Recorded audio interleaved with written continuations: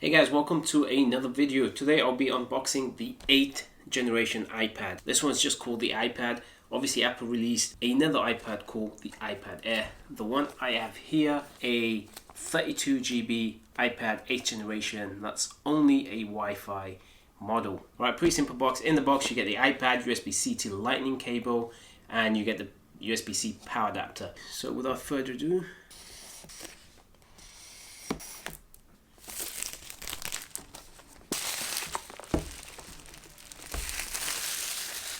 right off the bat, you can't really tell the difference between the 8th generation iPad or the 7th generation iPad. Let me just put this to one side.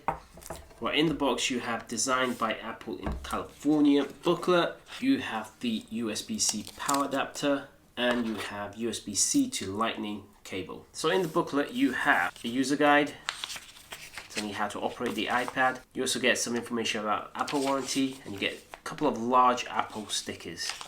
And that's pretty much it. Like I said, right off the bat, this isn't any different to the previous generation iPad. I will go through a couple of the things that I've noticed that is different. I'll bring the 7th generation iPad in, but before we do, let's just have a look. It still has a 10.2 inch Retina display. It's got 500 nits of brightness and it's finger resistant. You still can't use the 2nd generation pencil that I have here. The other thing that's changed within this iPad is this one has an A12 Bionic chip with 64-bit architecture and neural engine. So on the front it's got a 1.2 megapixel FaceTime camera with a 2.4 aperture. It's got retina flash, backside illumination, live photos and 720p HD video recording. On the rear it has the same 8 megapixel camera with an f2.4 aperture, 5-element lens, and it records 1080p HD video at 30 frames per second or slow-mo video that supports 720p at 120 frames per second. If you already own a 7th generation iPad, I highly recommend you don't upgrade because I don't see the point.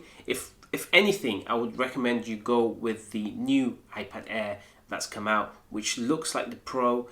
It's going to be a different iPad. Now let me just compare this with the previous generation iPad. I have it here. Now can you tell what the difference is? Can you spot the difference? Can you tell me which one is the 7th generation iPad and which one's the 8th generation iPad?